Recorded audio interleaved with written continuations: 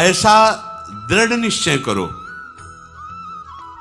कि चाहे कितना सुंदर पदार्थ हो, चाहे कितना सुंदर रूप हो, चाहे कितनी महिमा हो, प्रभु के रूप, प्रभु के नाम, प्रभु की लीला धाम, ये अविनाशी, ये विनाशी, ये कितने दिन टिकेगा। वो धनुर्दास जी का एक चरित्र आता है, वो अपने पत्नी के रूप में बड़े आसक्त थे। ब्रह्मा जी ऐसी रचना किसी किसी के रूप की करते कि थोड़ा सा ऐसा आकर्षण होता है, लेकिन उन्हीं आंखों को जो संसार को देखती है।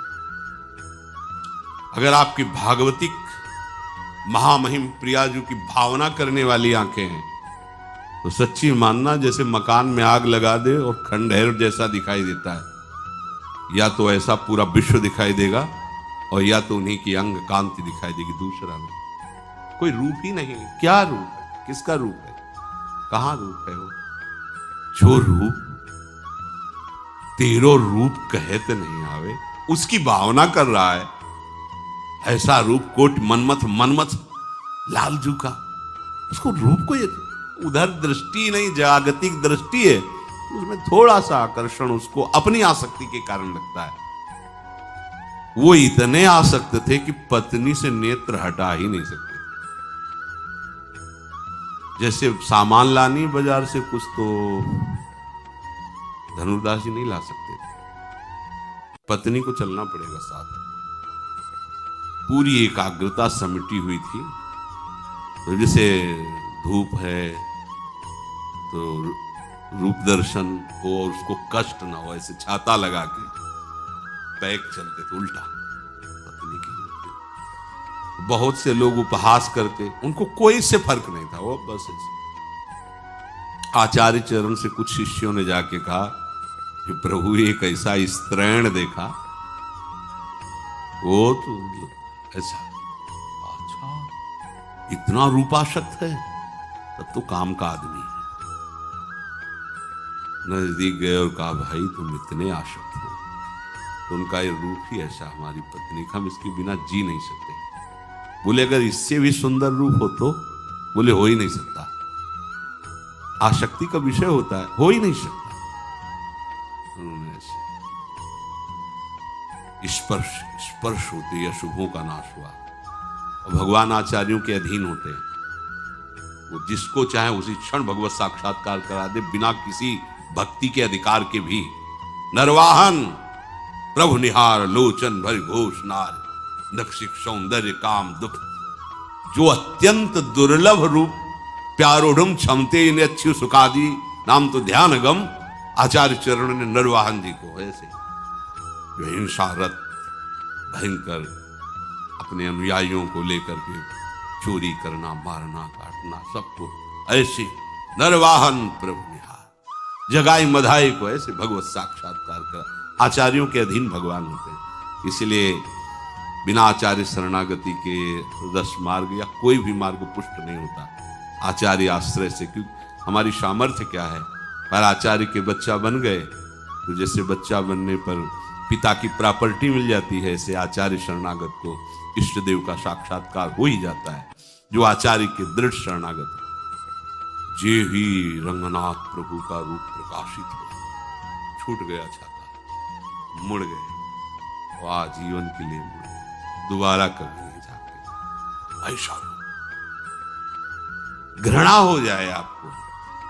देखो हमारी प्रियाजू की सेवा में जो सहचरियां हैं, लक्ष्मी कोटि विलक्षण लक्षण लसल लीला किशोरी सतई।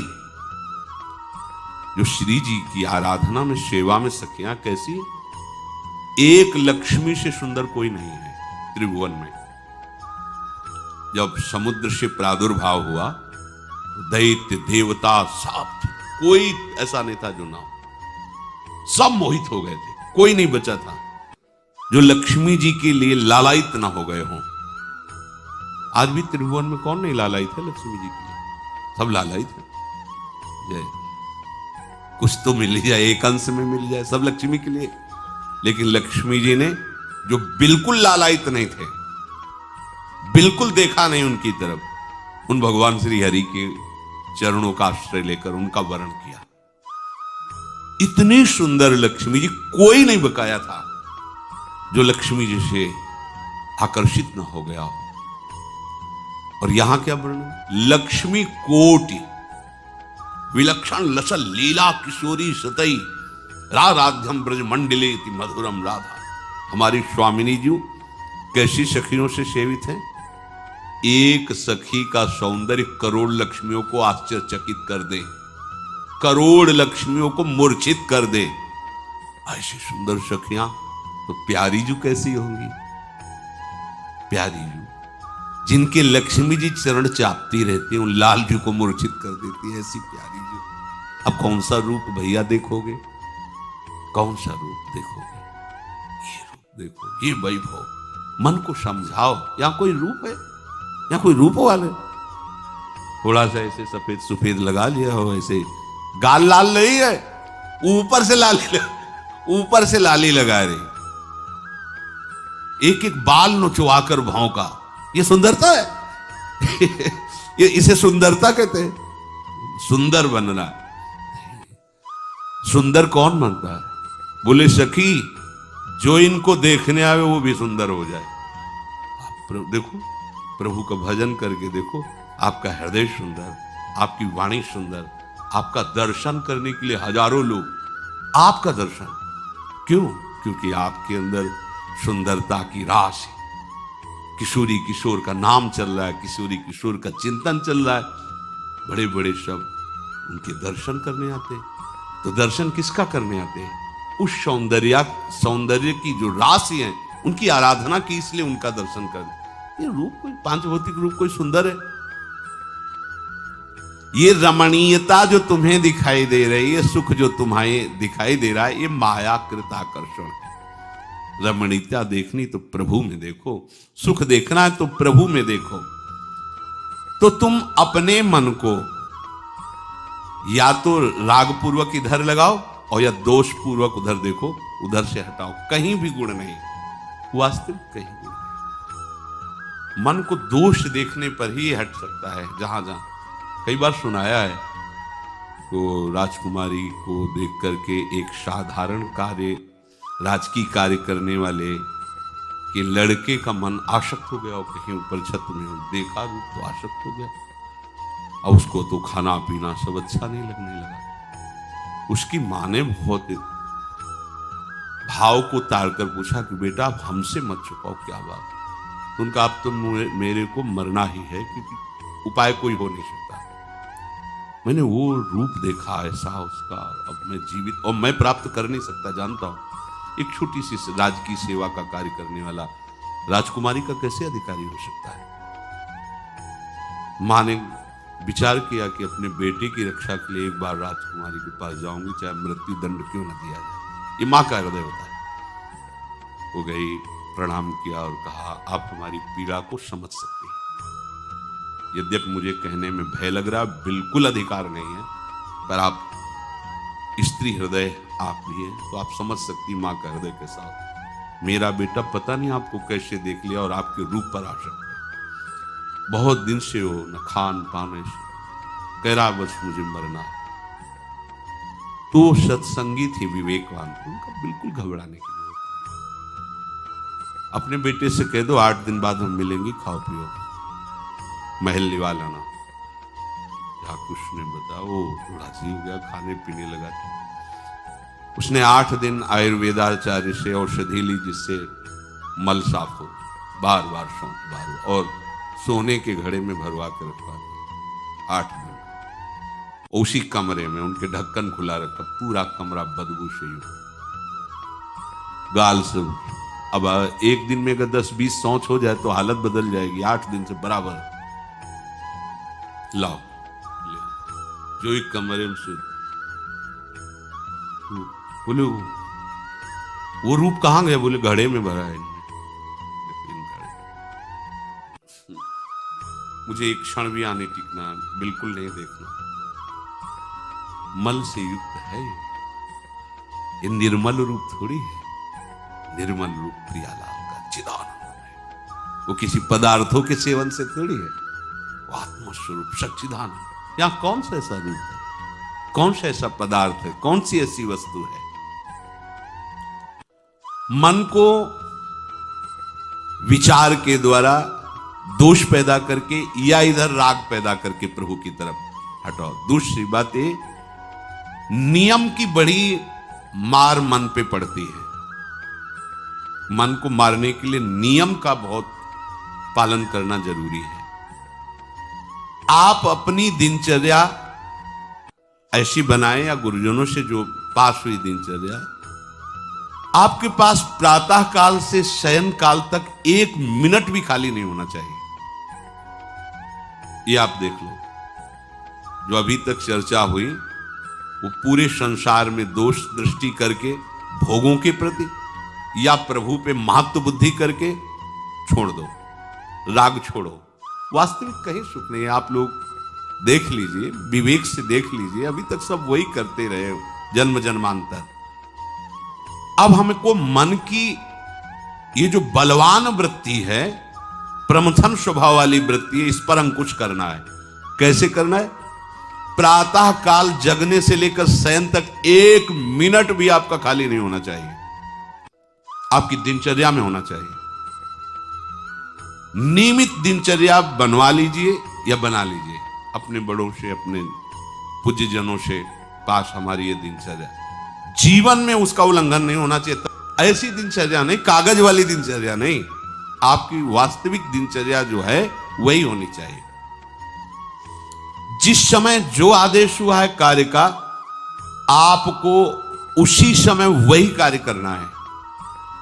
इससे मन तुम्हारा मरेगा, मन के अनुसार। यहां क्या है कि रोज सुनते, आज नहीं सुनेंगे सत्संग, क्या है सुबह तक रोज वाणी पाठ में जाते, नहीं जाए 6 बजे तक सो रहे हैं, शाम के रात्रि तक, या ये ठीक नहीं। चलो आज ऐसा कर ले, नहीं ठीक नहीं, जो नियम दिया गया वैसे ही चलो। अगर नियम से चलोगे तो उससे लाभ क्या मिलेगा? एक तो परमानंद की तरफ बढ़ रहे हो, दूसरी बात आपका मन मरेगा। मन नियम से मरता है। इस मन का स्वभाव बदल जाएगा यदि आप नियमवर्ती बनोगे। नियमानुवर्तिता से मन आपके अधीन होगा। नियम बनाओ आप। नियम अगर आपने नहीं बनाया तो परमार्थ की चढ़ाई पर नहीं चढ़ सकते हो। परमार्थ में आज तक उसी को लाभ मिला है जो नियम से चला है। किसी ने पूछा किसी से कि क्या नियम है आपके, तो उनका हमारे संप्रदाय में तो नियम है ही नहीं। गजब की बात कह दी। यहां का जो नेम है वो प्रेम से शासित है। प्राण चले जाएं पर वो नेम छोड़ सकते हैं?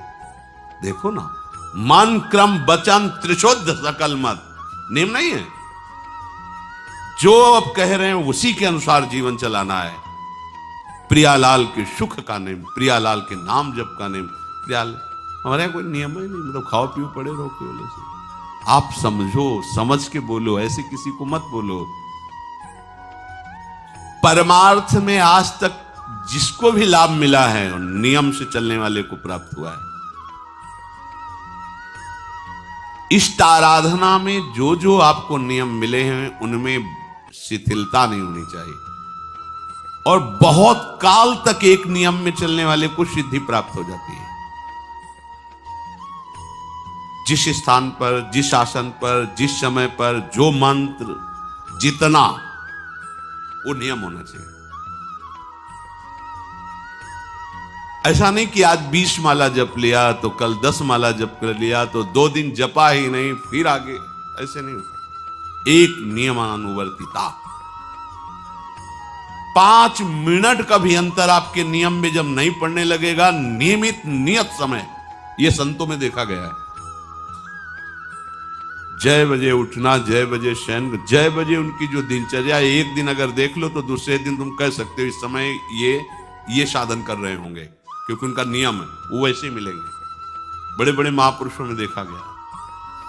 ये 2 बजे के जगने का समय तो मतलब जैसे लगभग विषयी पुरुष सब सोते हैं, ऐसे लगभग जो भगवत प्राप्ति की लगन वाले साधु 2 बजे जग जाते सब। ये नहीं, कोई आश्चर्य की बात नहीं है।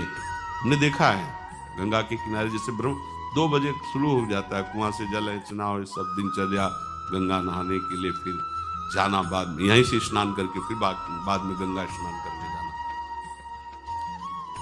जो अनियमित साधन करता है, यद्यप साधन अविनाशी, पर मन मरेगा नहीं, मन अधीन नहीं होगा, ध्यान रखना। अनियमित, नियमित, आज 1 घंटे बैठे, कल 30 मिनट बैठे, परसों 10 मिनट, और फिर आगे बैठे ही नहीं 2-4 दिन, बिल्कुल नहीं, ऐसा नहीं। चाहे 10 मिनट से शुरुआत करो तो 11 होना चाहिए, कभी 9 नहीं होना चाहिए। और बार बार दिनचर्या का परिवर्तन नहीं होना चाहिए, मंत्र का परिवर्तन नहीं होना चाहिए, नाम का परिवर्तन नहीं होना चाहिए, खाने पीने का, शयन का, जगने का बिल्कुल नियत समय होना चाहिए मन को वश में करने के लिए। ये जो लोग ने कि जब जहां जैसे आया चिड़िया की तरह चुनते रहते हैं, कुछ लोगों को तो देखा है, यहां तो शासन है, सत्संग में भी बोतल खोली, एक घूंट ऐसे थोड़ी थोड़ी देर पर, अरे मर थोड़ी जाओगे, अमृत बरस रहा है, भगवत चर्चा को उसका पान करो। चिड़िया की तरह कभी ऐसे जेब में डाले, वो रंगीन पुड़ियों नहीं होती ऐसे थैली निकाला, भुजिया चवा 2 पानी, ऐसे मर थोड़ी जाओगे। एक बार भोजन डाल दो, प्राण पोषण होता रहेगा, एक बार नहीं 2 बार से, इसके बाद ज्यादा ये नहीं होना चाहिए, थोड़ा ये पाया, थोड़ा वो पाया, थोड़ा प्रसाद में मिले प्रणाम कर लिया, जरा चख लिया, रख लिया, और जब प्रसाद पाएंगे तब पा लिया। बार बार खान पान से भजन में विक्षेप पहुंचता है। अगर मन को मारना है, भगवत प्राप्ति करना है, तो खान पान का समय, शयन का समय, शयन का समय मानो आप 9 बजे से 2 बजे तक, 9 बजे आप सैया पर होना चाहिए। 2 बजे आप सैया छोड़ ही दो, नींद आई हो या ना आई हो, इससे कोई मतलब नहीं। नियम सो नियम, ये नहीं आज रात में नींद नहीं आई तो आज सो लेते, नहीं, उठो तुरंत आपकी दिनचर्या। अपने लोगों ने अभ्यास जब किया ना, तो उसमें ये नहीं कि जग के विचार करना है कि उठना है, जेव ही घड़ी पर दृष्टि गई। आज तक भगवत कृपा से कभी अलार्म नहीं लगाया, बचपन से लेके अभी तक, मिले ही ले घड़ी तो अलार्म क्या लगाए, गंगा के लिए घड़ी लेके कौन घड़ी देगा, गरीब किसानों के। एक समय निश्चित 5-10 मिनट के अंतर की बात नहीं करती, तुरंत वस्त्र हटाओ, तुरंत, ये नहीं कि ओढ़ के ध्यान करेंगे, वो ध्यान नहीं होगा, वो सो जाओगे। वो पहले अगर सर्दी के समय हटा दिया, ऐसे खुले बैठे, ठंडी लगेगी, अब नाम जप करो जितनी देर तुम्हारा नियम हो, नहीं तो चलो अपना शौच स्नान पवित्रता, फिर उस शयन वाले आसन पे न बैठे। अगर फिर नहा धो करके बैठ जाओगे तो एक नींद पूरी और हो जाएगी उसमें। और प्राय लोग यही करते ना कि पहले तो बोले नहाने धोने की जरूरत नहीं, नाम जप कर लेंगे, उसी में बैठे, ओढ़ के अगर बैठ गए तो सूर्य उदय हो गए, कितने नाम जपा उनको खुद पता नहीं, क्योंकि वो कम्बल की उसमें, या नहा के जल्दी से उड़ के बैठ गए फिर सो गए। ऐसे साधना नहीं होती। स्नान करने के बाद फिर आसन में बैठ के बहुत साधारण अवस्था, ऐसा नहीं कि खूब गरम गरम कम्बल ऐसे ओढ़, नहीं, ठंडी लगनी चाहिए, शांत बैठ, आंख खुली, ध्यान नहीं करना चाहिए, आंतरिक ध्यान करो। आंख मूंद ली ना तो सुषुप्ति में पहुंच जाओगे। ध्यान पूर्वक ऐसे, जैसे चातक स्वाति की बूंद को निहारता है, भागवत में आया कि कैसे सुरता होना चाहिए, वक्ता के प्रति चातक दृष्टि से देखते, एक एक शब्द श्रवण इंद्री से वो पान कर रहा है, ऐसे शांत और एकदम देखते हुए ऐसे पान। श्रुता सोई परम सुजान, सुनत चित रति करे। आपके वस्त्र पहनने का ढंग, चलने का ढंग, बोलने का ढंग सात्विक होना चाहिए। सोमवार को अमुक रंग का, मंगल को अमुक रंग का, बृहस्पति को अमुक रंग का, ऐसे चलने की भी अलग अलग स्टाइल, अलग अलग से डालना। कब अगर भगवत प्राप्ति करनी है तो सात्विक चाल हो, सात्विक भाषा हो, सात्विक वस्त्र हो, इनका भी बहुत प्रभाव पड़ता है, वस्त्रों का भी प्रभाव पड़ता है, चाल का भी प्रभाव होता है। अभिमान की चाल देखना, छाती में हड्डी हड्डी पर फैला के चल रहे मानो सूरवीर है। हाँ, जांघ में मांस नहीं है, केवल पैंटे पैंटे दिखाई दे रहा है। बात ऐसा अभिमान है, ऐसे टांग चला मानो, ये सब नहीं।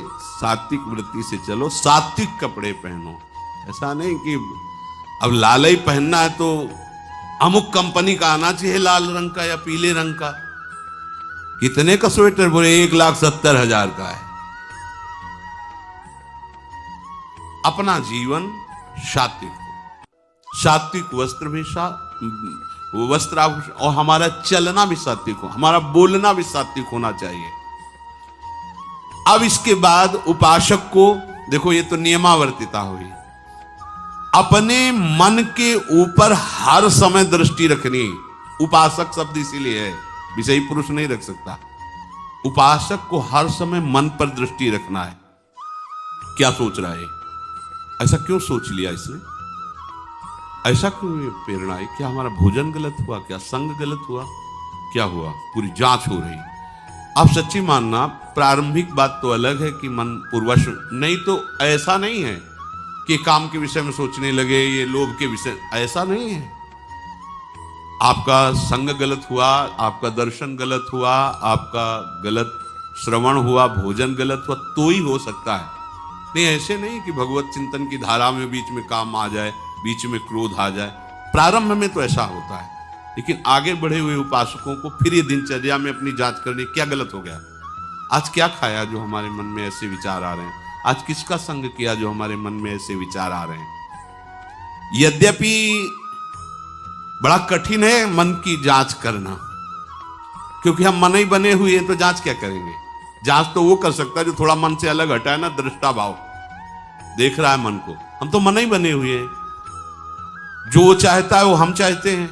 देखो ना, बहुत बातचीत से समझ में आता है। आज हमारी ये खाने की इच्छा है, आज वहां जाने की इच्छा है, तुम्हारी थोड़ी, मन की है। थोड़ा अलग हट करके देखो, फिर उसमें निर्णय करो, सही है गलत। जो जो विचारों में आप सपोर्ट दे देंगे वो मन के संस्कार बन जाएंगे। आप सपोर्ट नहीं देंगे तो संस्कार नहीं बनेगा। ये बहुत खास बात है। जब आप भजन में बैठे हो, साधन में, या चलते फिरते उठते बैठते, ये जो शास्त्र विरुद्ध गंदी स्फुरणा दे, आप बिल्कुल इसको सपोर्ट मत करना, नहीं ये संस्कार बना देगा। फिर वो आपके न चाहने पर भी आपको परेशान करेगा। और यदि आप बिल्कुल उदासीन रहे, जैसे पागल आदमी पीछे बोलता चला जाए, आप कुछ मत बोलो, वो दूसरी दिशा में चला जाएगा, ऐसे ही मन शांत हो जाएगा आपका। ये आपको फेंकता, आप परेशान मत होना, ये फेंकता रहेगा जो उसने जमा किया है, फिर शांत हो जाएगा, फिर नष्ट हो जाएगा, उसका विषय स्फुरण नष्ट हो जाएगा। अगर कहीं मन भगवत संबंधी सलाह दे तो उसको दुलार करना चाहिए, सराहना कर, वाह आज आपने बहुत सुंदर बात। मन आपको कभी कभी अच्छी सलाह दे, और जहां आपको बुरी सलाह देने लगे तो फिर उसको धिक्कार दो कि प्रभु से बढ़कर तुमको ये लगा, प्रभु के नाम रूप से बढ़कर लगा।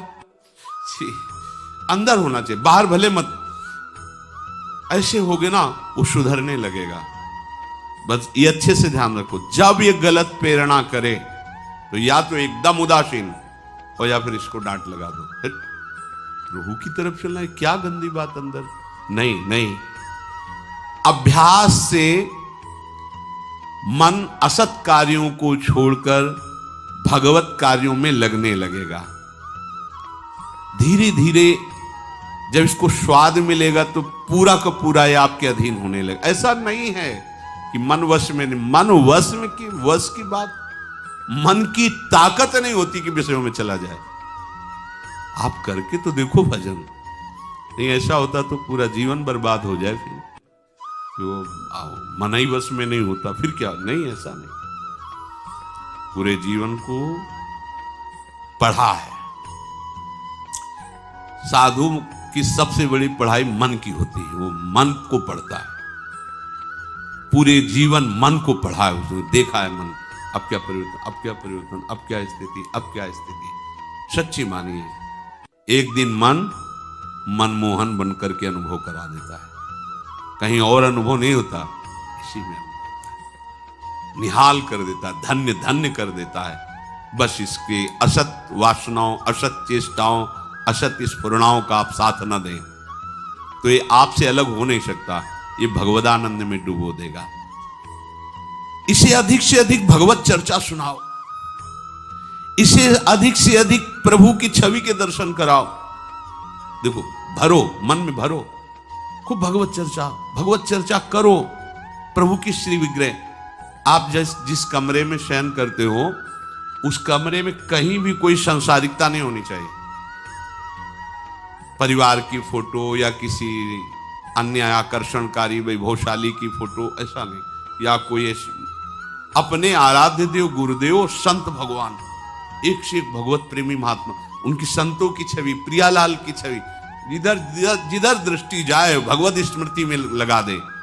उठते बैठते अपना तो कमरा अंदर से ऐसा ही होना चाहिए, पूरे कमरे में नाम लिख लो, राधा राधा राधा वल्लभ श्री राधा राधा राधा राधा, या लिखी हुई टांग, बहुत आपको लाभ मिलेगा। जिधर अब राधा राधा राधा अखंड स्मृति, और उस जो आपका वास्तविक साधन कक्ष हो, शयन कक्ष हो, अगर ऐसा हो जाए तो बहुत बढ़िया है। अन्य का प्रवेश ना हो, कोई भी हो, सदगुरुदेव की शिवा, आराध्य देव की शिवा, उसका आप देखना, इसका बहुत बड़ा प्रभाव होता है। कई बार इस बात का अनुभव हुआ कि जैसे बाहर मन विक्षिप्त हो गया किसी बात से, किसी उपासक से, और जे ही एकदम जैसे एकदम बदल गए व्यक्ति, और भजन बड़ी तीव्रता से होने, क्योंकि वहां परमाणु भजन के वो भागवती कक्ष होता है। इसके लिए भाई जी ने भी सावधान किया, अगर ऐसा हो जाए तो मान लो असुविधा है तो कोई बात नहीं, अगर ऐसा हो जाए कि भगवत मार्ग के पथिक का जो वास स्थल है, जहां वो शयन करता है, बैठता है, उसमें सांसारिक पुरुषों का प्रवेश ना हो। इसलिए हो सकता शब्द लगाएगा, एक ही परिवार में रहते हो, आप ऐसा झगड़ा करोगे कि हमारे कमरे में ना जाए कोई रिश्ते नातेदार या अन्य परिवार के सदस्य, कठिन हो जाएगा। अगर हो सकता हो तो भगवत प्रेमी महात्मा की शिवा, भगवत भजन करने वाले की शिवा प्रवेश न हो, तो आप देखो कि उस कमरे में ऐसी परमाणु आ जाएगी कि आपका मन वहां प्रवेश करते ही भजन में लगने लगेगा, बड़ी शांति का अनुभव होगा। इसे खूब भगवत चर्चा सुनाओ, भगवत चर्चा करो, और भगवत श्री विग्रह के दर्शन कराओ, बड़ा लाभ मिलता है। जिसे आप जहां शयन कर रहे हो, सामने अगर अपने आराध्य देव की छवि हो ना, बार बार बार बार दर्शन का शौक, और कभी कभी तन्मयता एकाग्रता करते हुए अगर शयन कर जाओ तो स्वप्न में वही छवि के दर्शन करते हुए पाया जाता है। एकाग्रता का बड़ा महत्व है। अगर आप नाम में एकाग्र करके सो जाओ तो आप देखो जगते समय आपकी वही नाम चलता मिलेगा। मन के कहने में कभी अपने आप को मत फंसाओ। मन लोभी, मन लालची, मन चंचल, मन चोर, मन के मत चलिए नहीं, ये पल पल में कुछ और, ये भटकाता रहता है। जब तक ये प्रभु की तरफ आपको प्रेरित ना करे तब तक इसको अपना दुश्मन मानकर इसका विरोध ही करते रहिएगा। मन का जैसे अपने दुश्मन के प्रत्येक कार्य पर निगरानी करने वाला दुश्मन के प्रहार से बच जाता है, क्योंकि हर क्षण वो सावधान रहता है, वैसे ही जो उपासक मन पर नजर रखकर इसे दुश्मन के भाव से देखता है, वो सावधान रहता है और मन के प्रहार से बच जाता है। जहां कहीं ये उल्टा आपको ले जाने के लिए करे, बस इसकी सुनना नहीं, बिल्कुल इसके विरोध में हो जाना। ये बड़ा बलवान है पर तुमसे बड़ा नहीं, ध्यान रखना, ये तुम ही से बलवान है, तुम ही से खा पी के तुम्ही को पटकेगा अगर इसके अनुकूल रहे। और अगर आप अपने, तो ये इसकी ताकत नहीं आपको गिरा दे, क्योंकि बिना सपोर्ट के आपके कुछ नहीं कर सकता। पक्का आप सपोर्ट मत कीजिए, ये आपका कुछ नहीं बिगाड़ेगा। तो इसका स्वभाव है कि एक क्षण में अपने अनुकूल कर लेना। जहां दिखाया कि हम आपको ऐसा सुख प्रदान करेंगे, जल रहे हो ना, अभी आनंदित हो जाओगे, तो आप दस्तखत कर दोगे, जी वसूलेंगे। आपके दस्तखत के बिना कुछ नहीं कर सकता। कई बार इससे उपासक को हारना होगा, क्योंकि बताया नहीं वो दस्तखत करवा लेगा। पर तुम साहस मत छोड़ना इसके परास्त करने का। सैकड़ों बार ये हराता है। सच्चा उपासक वही है कि गिर करके, हार करके भी उसको हराने का उत्साह न छोड़े। ये हरा देता है, बहुत बार हरा देता है, क्योंकि पूर्वाभ्यासी बहुत दांव पेच जानता है। हमको अपने अधीन किए रहता है। कई बार तो ऐसे ढंग से हराता है कि समझे नहीं आता कि मुझे हरा रहा था क्या। जब हार गए तब लगता है हाँ हार तो गए, इसका मतलब हमको हरा रहा था। हिम्मत मत हारना, जीत तुम्हारी होगी, क्योंकि तुम प्रभु के सीधे अंश हो और ये तुम्हारी ताकत से बलवान हो रहा है। दृढ़ता से लड़ो तो दिन दिन तुम्हारा बल बढ़ेगा और मन का बल घटेगा। और यदि इसका सपोर्ट करते रहोगे तो इसका बल बढ़ेगा, तुम्हारा घटेगा। तुम इस पर जिस दिन विजयी हो गए तो ये मन न रहकर श्री कृष्ण हो जाएगा। पर ध्यान रखना, ये बहुत चतुर है। ये कभी डरवाएगा तुमको, फिर अपने अधीन करेगा। ऐसा ही होता है। कभी फुसलाएगा, कभी लालच देगा, कभी बड़े सुख का प्रलोभन देगा, परंतु तुम इसके धोखे में मत आना। भूल कर इसका विश्वास न करना। अपनी हिम्मत टूटने न पावे, लड़ने में कमी न होने पावे, इससे लड़ाई लड़नी। यहां हम मन से तो लड़ते नहीं, बाहर झगड़ा करते घूम रहे। इससे लड़ो, ये बेईमान जो हमको परास्त कर रहा है। अंत में आप देखोगे आपकी आज्ञा पर खड़ा हो जाएगा हाथ। अब जैसा ये विश्वासी सेवक बन जाएगा। मन को कभी निकम्मा मत रहने दो। अब तो सब हो गया, बाणी पाठ भी हो गया सब।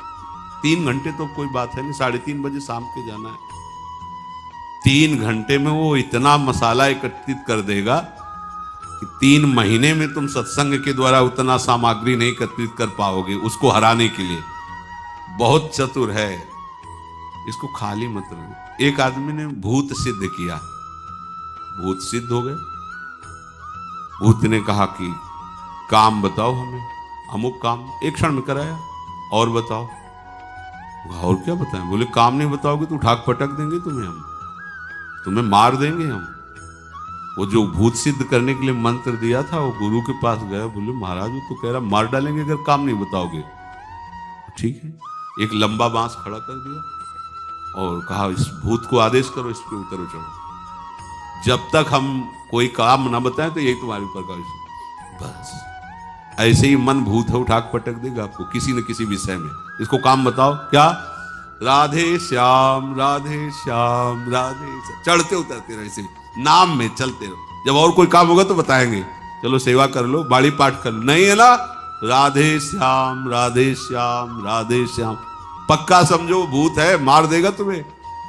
अगर राधे श्याम रूपी बांस में इसे चढ़ाओगे, उतारोगे नहीं तो पटक देगा किसी न किसी विषय में। फिर छाती जलेगी, दिमाग खराब होगा, डिप्रेशन में पहुंच जाओगे। ये ऐसे ऐसे कर्म करवा देता है कि लगता है अब भी इसकी जरूरत है। प्रभु के होके, प्रभु का नाम जप करके, प्रभु के मार्ग में अब भी इसकी जरूरत है। जो तुमने किया, जो तुमने सोचा, जो तुम सोच रहे हो, इसकी जरूरत है।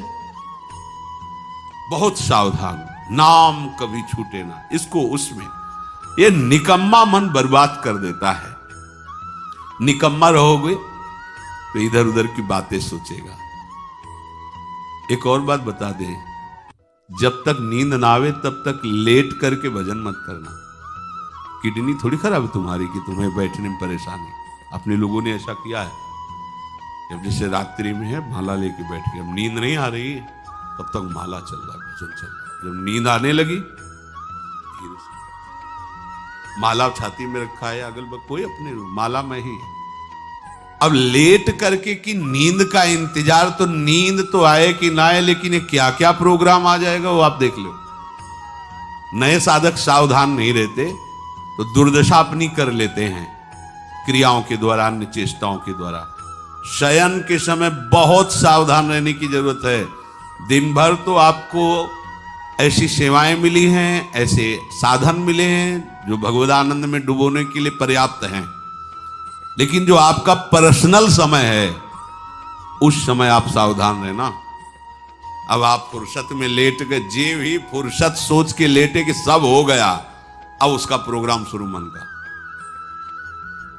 अब आपकी इधर उधर चित्त वृत्ति, फिर मोबाइल जो पास है तो फिर क्या कहना है, मन को तो मानो अमृत मिल गया, वो आपको प्रेरित करेगा।